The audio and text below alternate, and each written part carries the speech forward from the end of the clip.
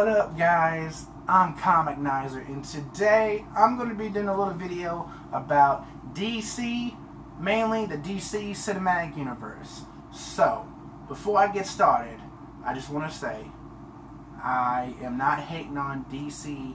I'm not hating on Warner Brothers. I love DC just as much as I love Marvel. I'm not one of those hate boys. I'm also not hating on Warner Brothers because Warner Brothers is a great company. You got to remember, Warner Brothers, this is the company that brought us Fantastic Beasts, Harry Potter, a whole bunch of freaking movies that were awesome, that have been awesome. But, getting into my rant, I just want to say that ever since 2011, in 2011, Green Lantern came out starring Ryan Reynolds. And everybody hated that movie. That movie was hated by people with a passion like you would not believe. I thought it was alright. It was an okay movie. Ryan Reynolds as as Hal Jordan wouldn't have been my first choice, but it was okay. The writing was not very good. The casting, they made some they could have cast some people better. I'll just say that. And for the most part, I liked the movie, but I understand why a lot of people did not like the movie. So DC had to scrap their whole idea, start from scratch again. Fast forward to 2013, we got Man of Steel, directed by Zack Snyder, and introduced Henry Cavill as Superman. Loved it. This was a masterpiece of a film. Some people didn't like it, but for the majority, a lot of people liked this movie. They liked Zack Snyder's direction. They liked the style of the movie. They liked Henry Cavill as Superman. That was the number one thing that everybody loved, was Henry Cavill as Superman. You know, Henry Cavill wasn't very well known until he became Superman. He'd done some stuff before, like Immortals, and he'd done a few other movies, like straight-to-DVD movies. But for the most part, people really didn't know who he was until he became Superman, and everybody loved him as Superman. So that really shot off, and even though that was a great starting point for the cinematic universe, I feel like that's also where Warner Brothers kind of started to go off on the wrong track as well. And my reason, because Warner Brothers is being very reactionary, which means they see that someone likes it, let's do that. They say, oh, they like this, let's do that. Instead of sticking to a schedule. That's what Marvel does. Marvel has a schedule. No matter how much people may have liked this one character more than another character, they decided, look, we got a schedule, we're going to keep to it. That's what DC needs to do, but that is not what they're doing. Because when Suicide Squad came out, Batman vs. Superman came out, atrocious movie, everybody hated it. I enjoyed it. I see their fault in that movie, but for the most part, I enjoyed it.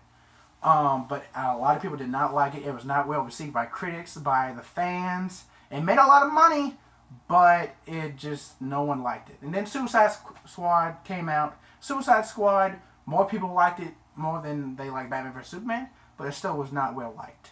But anywho, when Suicide Squad came out, and people saw Margot Robbie's adaptation of Harley Quinn, Warner Brothers went, oh my god, we gotta do a Birds of Prey movie with Poison Ivy and Harley Quinn and Catwoman. No, stick to your schedule. We've been hearing about the Shazam movie for about 4 years. We finally maybe got a director, which is the guy that directed Lights Out. He might be directing Shazam, but we've been hearing about this movie for 4 years. The Rock, Wayne Johnson, has been connected to it for about 4 years, and now 4 years later, we've got a director. Maybe in another 4 years, we'll finally get the movie. But anywho, Warner Brothers' big problem, I think personally, is that they have too many chefs in the kitchen, as you know the old saying goes. Because you had Ben Affleck as Batman. You had him directing a solo Ben Affleck directed Batman movie.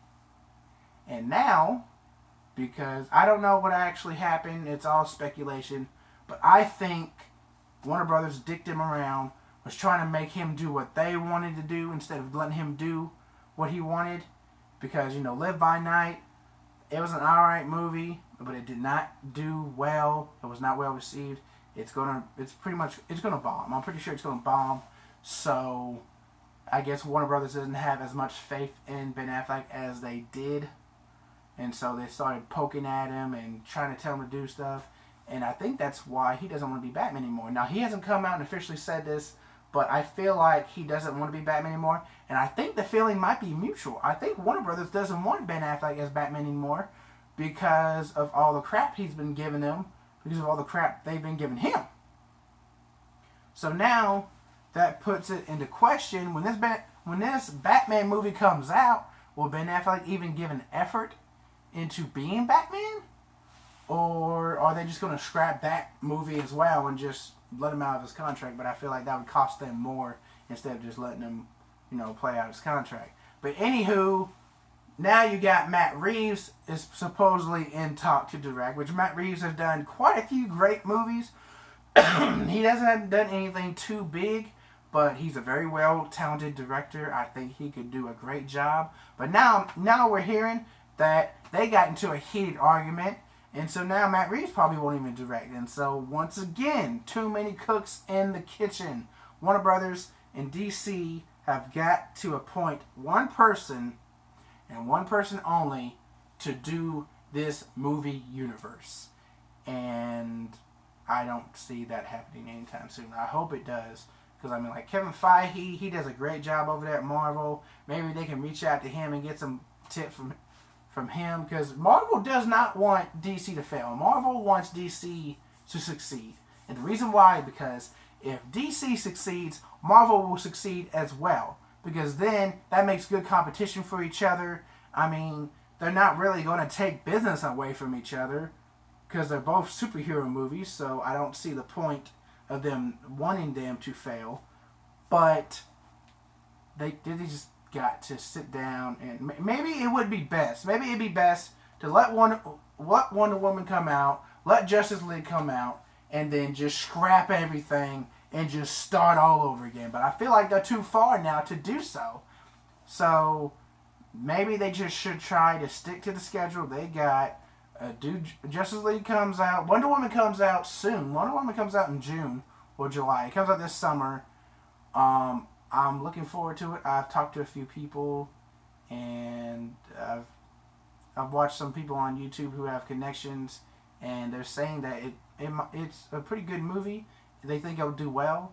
They haven't done too much marketing for it yet. But they don't need to because, like I said, it doesn't come out to this summer. So I would bet that they'll probably start showing trailers for it, do a heavy push for it soon, probably next month.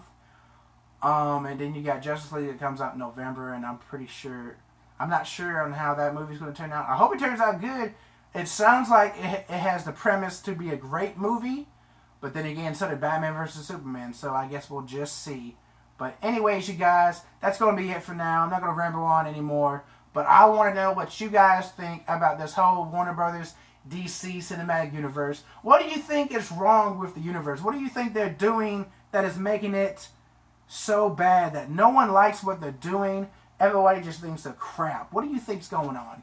And what do you think they should do to improve? And what do you want to see from the cinematic universe? Do you want to see all their lineup that they have set up? Or do you think they should make these little side movies as they go? So let me know that down in the comments below. You guys have a great day, as always, and do me a favor and stay nerdy.